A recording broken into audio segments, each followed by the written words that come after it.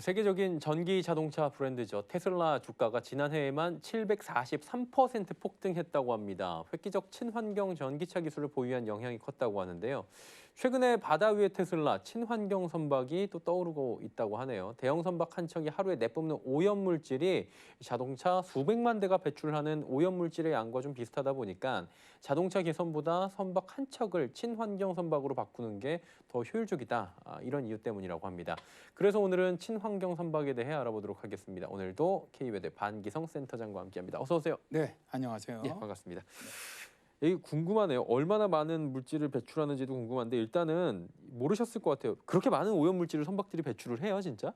이게 2016년이었죠. 네이처의 아주 충격적인 보고서가 게재가 되었습니다. 예.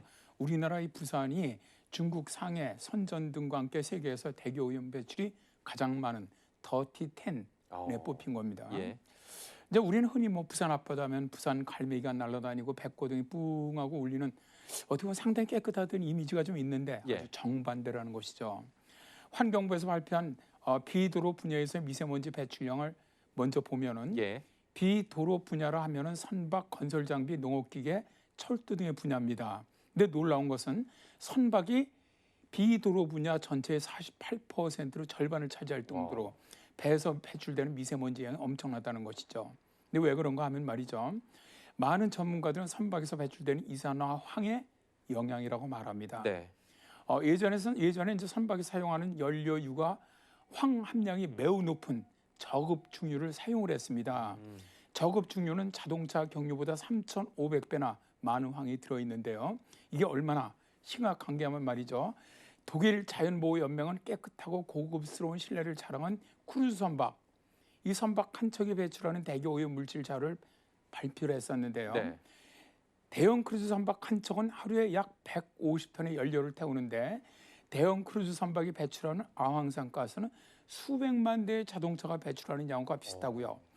아질산가스 같은 경우는 중형급 도시 내 차량 전체에서 배출되는 총량에 버금갑니다. 또 미세먼지는 런던 시내에 있는 수천 대의 버스에서 배출되는 양과 같다고 해요. 결론적으로 그냥 뭐 헤아릴 수 없을 정도로 엄청난 양의 오염 물질이 지금 한 척에서 나온다는 건데 그러면 뭔가 규제가 좀 필요할 것 같은데요. 네, 그렇죠. 이제 상황이 이제 정말 너무나 심각하다 보니까 국제 해사기구는 선박에 대한 오염 물질 규제를 시작을 했죠. 전 세계적으로 2012년 1월 1일부터 황 함유량을 4.5%에서 3.5%로 강화했어요. 그리고 다시 2020년 1월 1일부터는 황 함유량이 0.5%까지 내려간 연료를 강력하게 사용하도록 규제하는 IMO 2020을 시행하고 있습니다. 그런데 이보다 더 강하게 규제하는 것이 배출 규제 해역입니다. 이것은 앞서 소개한 IMO 2020보다도 황산화물의 배출이 한층 더 강하게 규제되는 곳인데요. IMO 2020에서 선박 연료의 황 함유량을 0.5%로 줄이도록 규정을 했다면 배출 규제 해역으로 지정이 된 구역을 항해하는 선박 같은 경우는 연료유, 즉 황 함유량은 0.1%로 규제가 강화가 됩니다.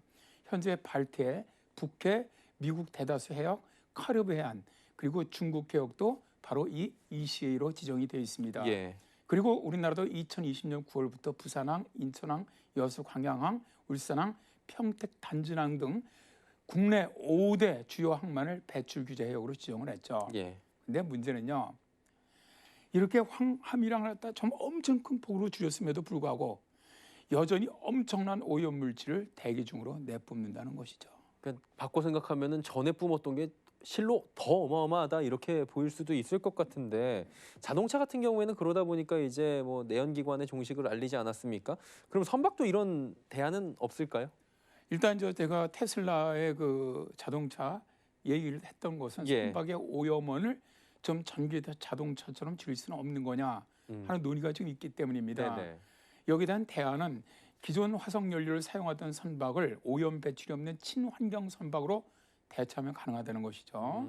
친환경 선박이란 뭐냐면 선박에서 배출되는 미세먼지나 질소, 황산화물 등과 같은 공해 물질, 또 온실가스를 줄이기 위해서 화석 연료가 아닌 청정이나 혹은 대체 에너지를 이용을 하거나 해양 오염 저감 기술을 이용한 선박 등을 말합니다.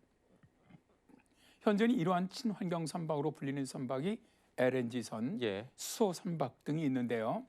우리나라는 전 세계에서 선박 수주량이 최고입니다. 그렇죠. 또 LNG 선박도 가장 많이 수주하고 있는 해운 강국입니다. 따라서 어떻게 보면 이런 세계적인 친환경 선박으로의 전환은 우리에게는 어떻게 보면 굉장히 큰 기회이기도 하죠. 예. 그리고 이제 전 세계적인 그린 뉴딜 하에서는 선박들이 친환경으로 전환해 가야 될 걸로 보이긴 해요. 그럼 정부는 어떤 정책을 지금 가지고 있습니까? 일단 뭐 해양수산부는 친환경 물류 트렌드죠. 예. 거기에 따라서 2020년 12월 22일부터 12월 22일이었죠. 제1차 친환경 선박 개발 보급 기본 계획을 발표를 했는데요. 예. 올해 처음 시행된 이 계획에서는 2030년까지 선박 배출 온실가스 70% 감축, 친환경 선박 전환을 15% 달성을 목표로 하고 있는데요. 예. 올해는 총 24개 관련 사업에 약 2,050억 원 규모의 예산을 투입할 예정이고요. 공공선박 23척, 민간선박 16척 등 총 39척을 친환경 선박으로 전환할 예정으로 있다고 합니다. 환경에도 기여하고요. 돈도 버는 친환경 선박에 좀 더 많은 기술 지원이 있었으면 좋겠습니다. 그러네요. 온실가스 감축을 위한 친환경 선박의 필요성까지 살펴봤습니다. K웨더 반기성 센터장이었습니다. 고맙습니다. 네, 감사합니다.